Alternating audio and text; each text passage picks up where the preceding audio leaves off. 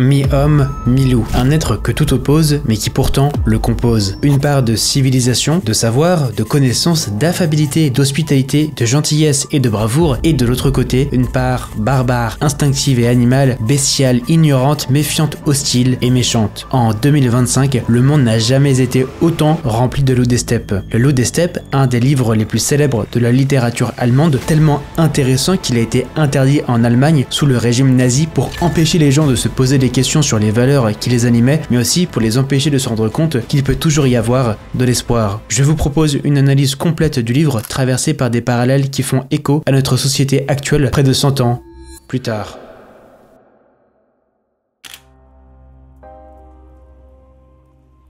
Le loup des steppes, le livre phare de Hermann Hesse, l'un des livres les plus célèbres du XXe siècle à travers le monde, raconte l'histoire de Harry Haller. Harry est un homme de près de 50 ans, désabusé de la vie des êtres humains, un intellectuel bourgeois qui ne parvient pas à trouver de la joie dans sa vie actuelle. Le roman présente un être torturé et sombre, partagé entre une pulsion de vie et une pulsion de mort. Harry Haller oscille entre le suicide qu'il repousse toujours mais qu'il essaye d'accomplir, auquel il n'arrive jamais à se livrer par lâcheté à cause de sa peur de la mort, et l'autre battant du métronome qui penche vers une vie empreinte de solitude durant lesquelles il passe ses soirées à se saouler et à méditer sur la vie de son époque et la société qui l'entoure, parsemé de quelques moments où il se retire dans sa pauvre mansarde pour y lire et écrire quelque peu. Le loup des steppes est un livre magistral, où ce ne sont ni les décors ni l'intrigue en elle-même qui en deviennent passionnants, mais c'est bien un voyage philosophique et intellectuel, que dis-je, un voyage initiatique spirituel qui nous est proposé. Harry Haller est un être constamment tiraillé par sa part d'humanité, celle qui aime les hommes et qui trouve en eux une raison de vivre, une bonhomie, une joie, et son autre personnalité qui l'habite, celle qu'il appelle le loup des steppes. Le loup des steppes est l'instinct le plus bas de Harry. Il abhorre les hommes, il les craint, il les méprise, il les juge constamment. En somme, Harry mène chaque jour un combat mental épique pour lutter contre sa part d'ombre et pour laisser sa part de lumière briller. Les combats se déroulent par joute verbale, Harry débat avec son loup des steppes, parfois il le dompte, mais la plupart du temps, il est dévoré. Le loup des steppes dévore son humanité et lui dicte quoi faire, comment se comporter à chaque instant. Ces débats nous permettent d'y voir plus clair sur la société de l'époque dans laquelle a vécu Hermann Hesse, mais ils nous permettent surtout de nous aussi réfléchir dans la société actuelle dans laquelle nous vivons. Si Harry est déprimé, frustré et suicidaire, c'est parce que la société dans laquelle il vit ne correspond absolument pas à ce qu'elle était quand il était plus jeune. Et c'est ce que disait Edouard Baird récemment dans une interview. On se prépare toute notre vie à être adulte dans le monde qu'on a connu enfant. On est préparé à ça, puis quand on arrive, il dit « Ah non, pas du tout, c'est pas du tout les mêmes codes. » À l'époque où le livre sort en Allemagne, en 1927, puis en 1931 en France, on découvre un monde en totale rupture. Nous sommes en plein dans les années folles, entre les deux guerres, les icônes culturelles ce ne sont plus les mêmes, ce ne sont plus forcément Goethe ou Mozart qui sont adulés, donc des icônes plutôt intellectuelles et assez classes, notamment pour Harry Haller, et on en reparlera plus tard, mais plutôt des figures plus populaires, comme la musique du jazz, qu'Harry ne reconnaît pas et qu'il méprise au contraire. Ce simple constat permet de comprendre la pensée de Harry qui est parfois franchement exprimé. Il a autant d'affection pour la bourgeoisie qui le rend nostalgique, lui rappelant le souvenir chaud et protecteur qu'est le cocon mental de son enfance, mais ressent une aversion assez prononcée pour la bourgeoisie, qui s'explique que la bourgeoisie allemande a été en partie responsable de la montée du nationalisme et ensuite du nazisme en Allemagne. C'est en effet déjà la prise de position de Harry qui déteste la position de l'Allemagne à s'armer, à se préparer à la guerre à l'époque où Hermann Hesse écrivait ce livre. En suivant les pas de Harry Haller, on retrouve des similitudes intéressantes avec notre époque. On y découvre des changements de paradigme assez radicaux. Tout d'abord, une obsession pour l'argent, mais également une description d'une société intéressée par le rapide, le consommable, le simple. Tous ces paradigmes s'opposent à l'ancien temps qu'a connu Harry Haller dans la première partie de sa vie, où le raffiné, le lent et l'intellectuel régnaient. Le roman nous décrit également des soirées dansantes dans les bars qui offrent un lâcher-prise, de l'humour, des superficialités, selon Harry Haller, qui s'oppose encore une fois au sérieux et à la réflexion que Harry a connu toute sa vie. Et ça, c'est exactement ce que l'on vit aujourd'hui. Un monde de divertissement sur nos écrans, souvent peu sérieux, où la dérision et la superficialité sont maîtres. Par ailleurs, s'il existe toujours une quête spirituelle, et on verra ça dans une future vidéo, elle est largement écrasée par un matérialisme ambiant que l'on accepte. À ce propos, j'ai l'impression que nos pensées sont dominées par deux idées qui se suivent, qui se rejoignent, des pensées superfétatoires, comme des poissons rouges qui tournent en rond indéfiniment dans le petit bocal de notre boîte crânienne, où toute pensée se voit oblitérée après 3 secondes, pour revenir à ce que j'appelle moi les 2 F, le fric et la fesse. Et cela est conditionné par une quasi-décennie de TikTokisation du monde. J'ai réalisé une vidéo complète sur ce que j'appelle la TikTokisation du monde, que je vous invite à regarder, mais pour faire simple, cette quasi-décennie que nous avons vécue nous a fait découvrir l'omniprésence des contenus vidéo courts, viraux et verticaux sur nos téléphones. Cependant, nous adhérons tous à ces contenus abrutissants puisqu'il existe un mot créé pour cette nouvelle tendance, le brain rot, ou cerveau pourri en français. C'est un terme que l'on retrouve dans l'univers digital anglophone qui désigne le temps perdu et accumulé qui de surcroît nous abrutit à regarder des contenus sans intérêt. Parce que oui, l'objectif de la vie ce n'est plus d'être heureux généralement aujourd'hui, c'est d'avoir le plus de conquêtes et le plus d'argent. Et ça rejoint les 2 F dont je parlais il y a quelques instants. Sans parler du nationalisme européen qui se révèle de plus en plus à travers l'Europe, qui fait encore une fois écho à la situation d'il y a 100 ans qu'a vécu Hermanès. Le loup des steppes, le doppelganger sombre d'Harry Haller est une métaphore très intéressante sur la condition mentale de Harry Haller. Pour cela, il va falloir que nous fassions un petit peu d'étymologie. Tout d'abord, on utilise souvent en français l'expression de loup solitaire, traduit de l'anglais lone wolf, ce qui est assez étrange puisque les loups font très généralement partie d'une meute. Un loup, c'est un animal qui est à la fois un être qui vit avec ses congénères, mais qui a tout de même besoin de solitude. Et pour aller encore plus loin, la figure symbolique du loup évoque l'idée d'autonomie et de solitude, mais aussi d'agressivité, d'hostilité et de fourberie. Et si l'on pousse la recherche encore plus loin, on apprend que le loup des steppes est une sous-espèce du loup gris, la plus grande espèce dans le monde ayant pour nom latin Canis lupus, tandis que le loup des steppes a pour désignation latine Canis lupus campestris, signifiant champ en latin. On l'a appelé comme cela pour le caractériser par rapport où il vit. En effet, cette appellation permet de donner une délimitation géographique à la vie de ce loup qui évolue sur les steppes. Les steppes sont des immenses plaines et prairies végétales à perte de vue, sans arbres ni lacs aux alentours. On retrouve ces steppes dans la partie eurasienne du monde, c'est-à-dire de l'Europe orientale jusqu'à l'Asie centrale, où vit donc ce loup. Le loup des steppes est généralement le plus visible entre le Kazakhstan, la Russie et la Mongolie. Et oui, ce n'est pas pour rien qu'on accole souvent la Mongolie au terme steppe, parce que c'est le biome le plus commun en Mongolie. Mais enfin, pour terminer cette dissection linguistique et naturaliste, le loup des steppes est un être parfaitement adapté à la vie dans les steppes et les déserts de Russie et d'Asie centrale. Et là encore, le choix du loup des steppes est très intéressant parce qu'il évolue dans des grands espaces vides, des déserts végétaux où seul le bruit du vent, le froid mordant te tiennent compagnie. Tu es complètement seul et isolé. Et ça, c'est parfaitement caractéristique d'Harry Haller, un homme esseulé qui n'arrive pas à créer des liens avec autrui, bien qu'il en ait parfois l'envie, puisque comme un loup, il a peur de la trahison, du combat, de l'affrontement, qui selon lui sont inévitables avec ses congénères, les êtres humains qu'il rencontre dans la société allemande des années 20 qu'il déteste. Et c'est ce que l'on observe dans le livre lorsqu'il est invité par un ancien collègue de sa vie passée à venir dîner chez lui et sa femme, durant lequel il ne peut pas s'empêcher de provoquer sciemment une dispute sur un sujet qui n'a vraiment aucun intérêt. Il part en croisade pour se moquer et mépriser le choix d'un portrait de Goethe dans la maison de son hôte qu'il trouve raté et intolérable selon lui. On comprend alors son désespoir et la souffrance qu'il habite, incapable de se comporter sagement et dignement alors qu'il est l'invité, pour en arriver à se permettre des propos plus que déplacés chez des gens qui l'ont pourtant invité chez eux. Le portrait n'est qu'un prétexte pour montrer toute la haine qu'il a pour la bourgeoisie et la société dans son ensemble, et peut-être la jalousie de ne pas être aussi conforme et bien rangé que ces gens auxquels il fait face. Peut-être qu'au fond, il aimerait être comme eux, mais il ne l'est pas. Il ne le peut pas. Ce n'est pas Harry qui parle, mais bien le loup des steppes qui a encore une fois gagné son combat et lui dicte ses affronts quotidiens, ses bassesses auxquelles il pense qu'il ne peut éviter. Et je me permets de rajouter un détail important qui tombe à pic, le loup des steppes est aussi plus petit que le loup gris. Là encore est une chose intéressante. Le loup des steppes n'est pas un animal gigantesque ou flamboyant, non, c'est un animal plus faible, plus exposé au danger qui représente bien la condition mentale de la part d'ombre d'Harry Haller, un être mesquin et fourbe qui manque cruellement de dignité et de courage. Parce que oui, ça demande du courage de voir la vie autrement et de rentrer en contact avec quelqu'un d'autre.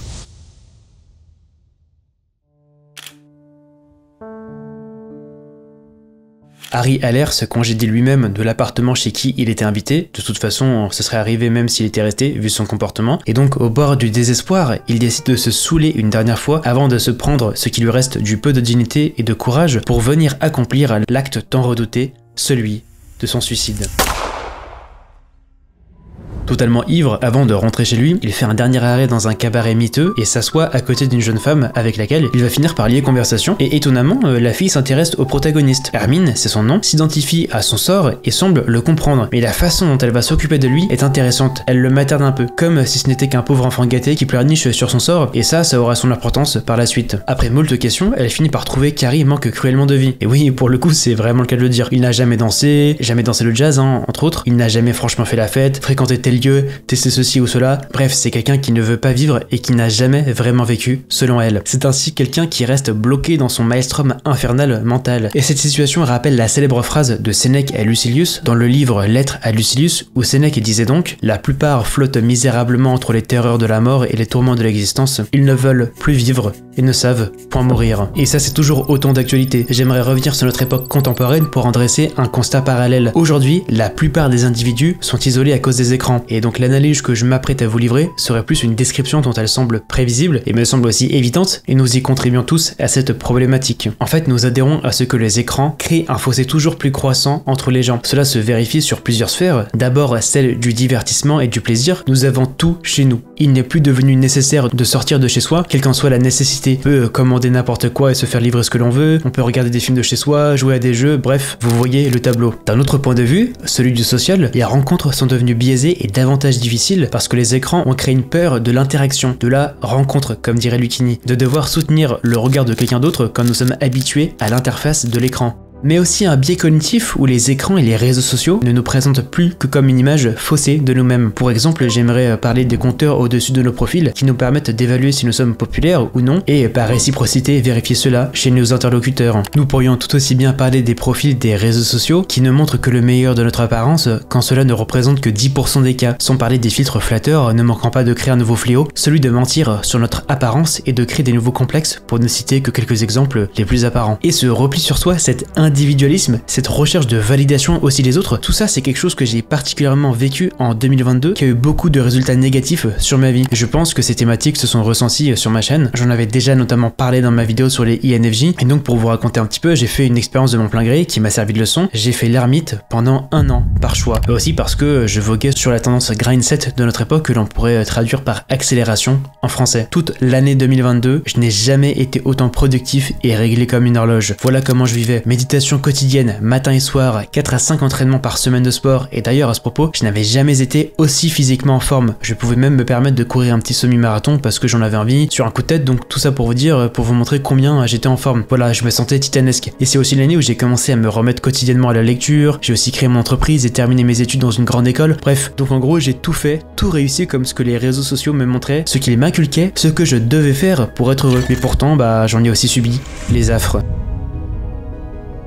Si en 2022 j'étais centré sur moi-même, sur mon avancée personnelle, je n'ai donc quasiment pas socialisé. Je n'ai par exemple pas participé aux énormes fêtes, ni à la vie associative de l'école dans laquelle j'étais, et petit à petit, j'ai commencé à ressentir un vide abyssal. Vraiment un truc que je n'avais pas ressenti depuis très longtemps. Et c'est comme cela que j'ai fait la différence entre bonheur et sérénité. Je n'étais pas heureux, j'étais serein. J'étais fier de ma discipline de fer que je m'imposais, et j'étais en paix avec moi-même, mais je n'étais pas vraiment heureux. Et ça c'est vraiment quelque chose que je peux vous dire parce que je l'ai expérimenté avec ma vie, mon cœur et mon esprit. La réalisation qui m'a sorti de cette situation, c'est lorsque j'ai lu pour la première fois la planche du manga Vagabond dans le tome 30, lorsque le héros se rend compte qu'il s'est trompé toute sa vie sur sa conception de la vie justement, et qu'il dit « il m'a fallu 22 ans pour comprendre cela », tandis que moi, il m'a fallu 24 ans pour comprendre quelque chose de tout simple que je m'apprête à vous livrer. Quoi qu'on en dise ou qu'on fasse, on a aussi besoin des autres pour être heureux, et pourtant, notre société nous fait croire tout le contraire. Les années 2023 et 2024 ont été beaucoup plus réjouissantes parce que j'ai réussi à me reconnecter avec mes différents proches, donc la morale à 2 balles, elle est pourtant vraie, seul on va plus vite, mais ensemble, on va plus loin. Si c'est facile de critiquer la société et de rejeter la faute sur les autres, je me suis rendu compte que cette année 2022, c'était de ma faute. C'était moi qui avais choisi de la vivre de cette manière. Personne n'avait fait ce choix pour moi, même si j'avais été grandement influencé par les réseaux sociaux que j'ai aujourd'hui quittés par ailleurs. On a tous le choix sur sa propre vie, et personne ne peut changer pour nous. Et donc, pour faire de l'autodérision, en tombant sur ce livre, je me suis rendu compte que j'étais l'un, voire le plus gros loup des steppes de tous les gens que j'ai rencontrés à cause de cette année 2022. Et là, j'ai eu le même ressenti que le personnage de Mitsui dans Slam Dunk, se rendant compte qu'il s'est détourné de l'essentiel de la vie, à savoir faire ce que l'on aime parce que ça nous rend heureux, et qu'il a perdu du temps de félicité pour des choses sans aucun intérêt, et ici dans l'histoire du manga, arrêter le basket pour intégrer un gang de voyous. Et c'est là où pour moi le livre Le Loup des Steppes a pris une tournure inédite, parce qu'en repensant ma vie, j'ai pris conscience de tout ça et j'ai de nouveau réfléchi à la figure du loup, une figure que j'ai trouvée fascinante, que j'ai voulu étudier, qui m'a passionné et qui a pris tout son sens, et voici pourquoi. Si les félins sont les bêtes les plus présentes dans l'inconscient collectif, généralement, celles avec lesquelles nous grandissons comme le lion ou le tigre, les loups nous ressemblent cependant bien davantage. On dit par exemple que le plus féroce des tigres ne ferait pas de mal à une mouche s'il est repu. Or, le loup, le plus grand des canidés, est capable de sauvagerie énorme, de stratagèmes, de fourberies inimaginables, comme pourrait le faire un être humain. Les loups et les humains se ressemblent, ni blancs, ni noirs, ils sont pour la plupart des loups gris. Oh là là, si c'est pas beau ce que je viens de vous pondre comme texte là. On retrouve ces êtres dans les œuvres culturelles les plus célèbres, bien que nous l'ayons oublié, pour commencer dans le chef-d'œuvre du long métrage d'animation le plus célèbre au monde, Princesse Mononoke de Hayao Miyazaki. On découvre à travers ce film que le deutéragoniste, c'est-à-dire le personnage secondaire de l'histoire qui a donné son nom au film, la princesse Mononoke, est une humaine élevée par des loups, ayant pour mère la louve blanche Moro et ses deux frères loups. La princesse représente le symbole du mélange, du métissage, celui d'un corps humain mais d'un esprit bestial, puisque San, c'est aussi son nom donné dans le film, se considère elle-même comme une louve et abhorre les êtres humains qui détruisent son lieu d'habitat, la forêt. Pour aller encore plus loin dans l'analyse, dans le film, les loups sont des divinités douées du logos, donc du langage et de la réflexion, et portent également le stigmate d'avoir pour Moro, donc sa mère louve, une sagesse métaphysique, mais une animalité incomparable dont elle ne peut se détacher. Ce film n'est pas sans rappeler le mythe antique de Romus et Rémulus, les frères fondateurs de Rome, qui auraient été élevés par une louve. J'aimerais pour continuer les exemples culturels citer le personnage Geralt Rivia, tiré de la saga de livres polonais The Witcher, qui porte lui aussi comme surnom le loup blanc. Geralt est un personnage ayant également en lui une dualité qui le constitue. Tout d'abord, il est un Witcher, un chasseur de monstres, une sorte d'être humain augmenté et doté de magie. Tout en lui rappelle effectivement le loup. Outre son apparence physique, sa condition de chasseur de monstres lui vaut son ostracisation, bien qu'il soit le sauveur de tous les gens qu'il rencontre, exactement comme un homme marginal. Ou encore son animalité quotidienne qu'il doit faire surgir pour combattre des monstres et ses dilemmes moraux qu'il ressasse tout le temps. Tout ça, c'est très humain. Et enfin, pour terminer, nous sommes obligés de parler d'un des jeux vidéo et d'une des sagas les plus connues au monde, c'est bien sûr Zelda Twilight Princess. Dans ce jeu, le personnage principal Link est à la fois un être humain, enfin un Ilien précisément dans le jeu, et dans l'autre monde qu'il peut visiter, le monde du crépuscule, il est un loup.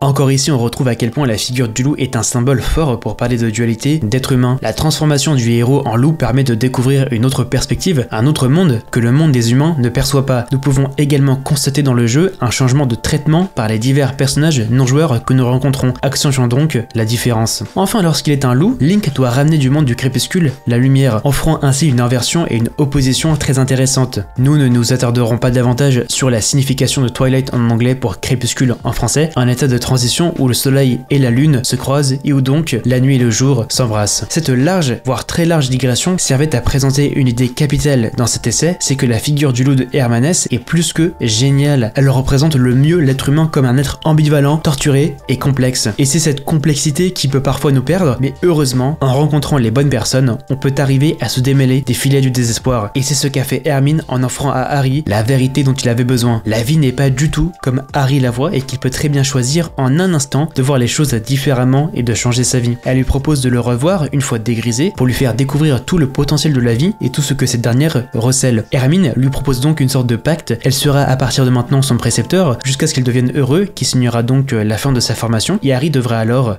la tuer. Oui, la tuer, parce qu'elle, en revanche, connaît le plaisir de la vie, mais elle aimerait y mettre fin. Et Harry semble la personne parfaite pour l'aider dans cette tâche. Harry va accepter le pacte et va entamer le dernier chapitre de son épopée et le début de son changement intérieur.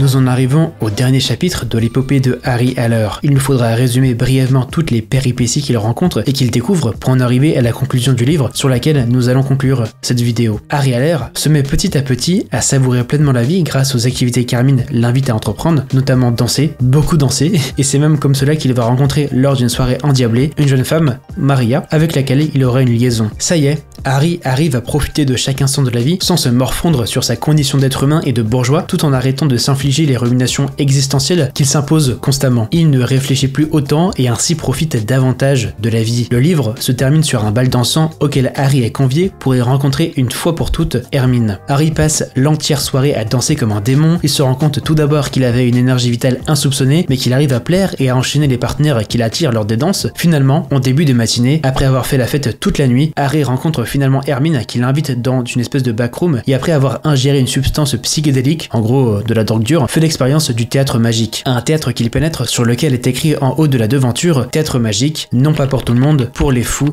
seulement ».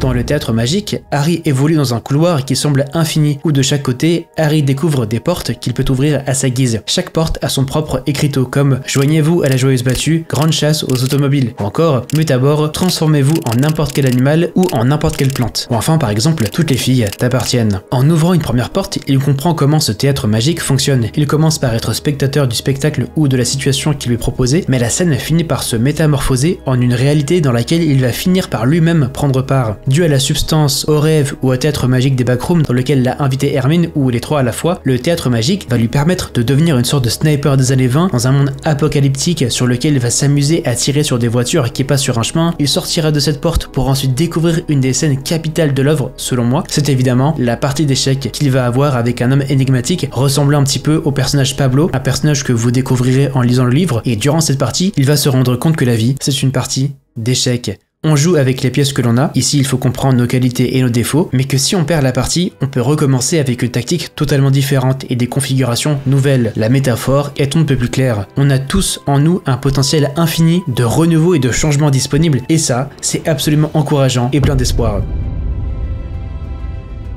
À ce propos, en sortant de cette salle, Harry entre dans la salle Dressage miraculeux du loup des steppes, un spectacle de cirque dans lequel un loup est justement ridiculisé. Ici, l'idée est toute trouvée, c'est qu'on a le choix de dompter son loup des steppes et de gagner le combat.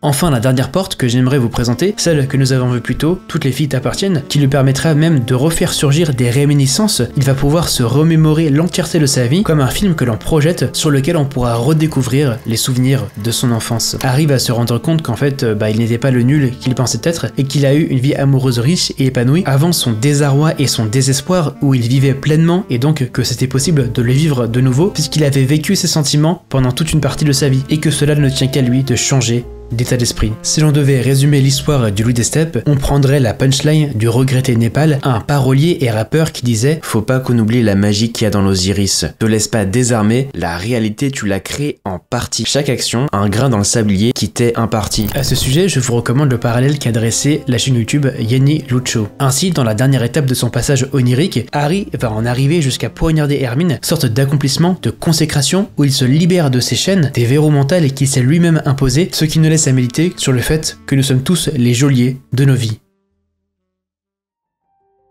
Voilà, Harry revient à la réalité, il est arrivé au bout du parcours, on comprend alors que ce théâtre magique n'est qu'une parabole mystique pour parler de tous nos souvenirs, nos aspirations et nos rêves. On comprend mieux enfin l'explication de l'écriteau théâtre magique sur lequel était écrit fou. Le terme fou ne désigne pas littéralement des personnes atteintes de maladies mentales, mais plutôt ceux qui refusent de se conformer aux normes rigides de la société et qui embrassent leur individualité complexe pour entreprendre un véritable voyage intérieur. Ainsi, contrairement à ce que pensait Harry tout au long du livre, il n'est pas binaire, il n'est pas le loup des steppes, il n'est donc pas soit un homme, soit un loup, il n'est ni les deux, il est infiniment multiple. En fait, nous sommes tous multiples et nous sommes tous capables de voir ce que l'on veut, de voir de la joie. On est tous responsables de nos vies, on peut devenir ce que l'on veut, ainsi ça veut dire qu'il y a toujours de l'espoir et que l'impossible est possible. En fait, on peut tout réaliser. Et c'est d'ailleurs une idée avancée et proposée dès le début du livre lorsque Harry découvre un théâtre miteux appelé théâtre magique, fermé lorsqu'il le découvre au début du livre, mais se voit remettre quelques minutes plus tard par un inconnu qui disparaît aussitôt, un traité s'intitulant Traité sur le loup des steppes, qui parle littéralement non seulement de Harry Haller, mais de sa vie et de sa vision de la vie. Et dans ce traité, il y a également la conclusion que nous retrouvons dans le théâtre magique, qu'Harry Haller n'est que le seul détendeur de son bonheur et que s'il veut se sentir vivant et heureux, il faut qu'il fasse ce choix.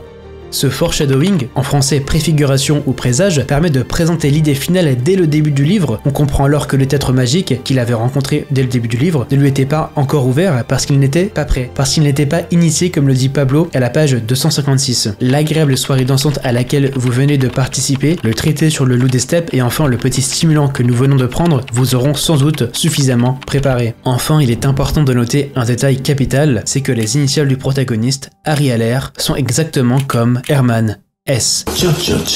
C'est parce qu'Harry Haller est Hermann S. On retrouve plusieurs points communs lorsque l'on explore la vie de l'auteur. Hermann Hesse était un bourgeois allemand, pacifiste et en décalage avec son temps, et justement tout dans ce livre est fort et vertigineux. Une mise en abîme où nous découvrons au début du livre les pensées du fils de la logeuse de Harry Haller sur ce dernier, puis par le journal intime du héros, donc Harry Haller, jusqu'au petit fascicule du loup des steppes qui lui est remis, et enfin par l'histoire que nous connaissons. Tous ces points de vue différents permettent de donner un aperçu global et à 360 degrés de la psyché du personnage et donc des similitudes avec l'auteur. Sans parler de la boucle infinie qui consiste à lire les écrits du personnage qu'il a lui-même écrit dans un roman et de lire les écrits métaphysiques d'un point de vue omniscient sur la condition psychique de Harry dans un traité dans le livre que nous lisons qui parle de Harry mais aussi qui parle également de nous-mêmes puisque nous avons tous en nous un loup des steppes, créant donc une boucle parfaite. Mais au-delà de tout cela, Hermann Hesse, c'est surtout une personne qui a vécu tous les sentiments négatifs, les questions et les critiques existentielles de son époque et qu'il a réussi à trouver les clés pour s'affranchir de sa souffrance qu'il éprouvait, sorte de testament magique, c'est le cas de le dire, qu'il a laissé à l'humanité dans son livre et à travers son doppelganger, Harry Haller. J'aimerais enfin terminer par dire que je vous invite évidemment à lire le livre qui contient beaucoup de passages et des personnages que j'ai choisi de ne pas incorporer pour servir les idées que je voulais développer selon mon bon vouloir. Vous y découvrirez également que la façon dont j'ai construite la vidéo diffère totalement du récit chronologique du livre. Le Loup des steppes est un livre majeur du XXe siècle et qui, aujourd'hui encore, comme nous l'avons vu, est toujours d'actualité. Cela fait près de 100 ans que le Loup des steppes est intemporel, puisqu'il plaît à chaque époque. C'est la très bonne explication qu'a déjà dressée la chaîne YouTube Le Hussard que je vais me permettre de réutiliser. Durant sa sortie, le livre a été très apprécié durant sa période de l'entre-deux-guerres pour son pacifisme et sa critique de la guerre, durant les années 60 encore une fois pour son pacifisme, mais aussi pour l'ouverture spirituelle qu'il propose, ainsi que la critique d'une société traditionnelle que la jeunesse voulait abolir pour avoir plus de liberté, et enfin, pendant les années 90 jusqu'à aujourd'hui, par une critique de la société de consommation, le manque de sens et l'indigence spirituelle qui règne depuis près de 30 ans. Voilà, si j'avais un livre à vous recommander pour cette année 2025, c'est bien Le Loup des steppes de Hermann Hesse, pour vous aussi combattre votre loup intérieur, pour apprendre à lâcher prise et avoir confiance en la vie. Merci d'avoir regardé jusque là. Avant de poursuivre sur cette vidéo qui pourrait vous intéresser, je vous invite à liker cette vidéo, évidemment à vous abonner, mais surtout à commenter pour me dire ce que vous avez pensé de ce livre, ou même de cette vidéo surtout, et à partager autour de vous. Ça fait vraiment toute la différence pour moi. Sur ce, à très bientôt. C'était Ken Kazma.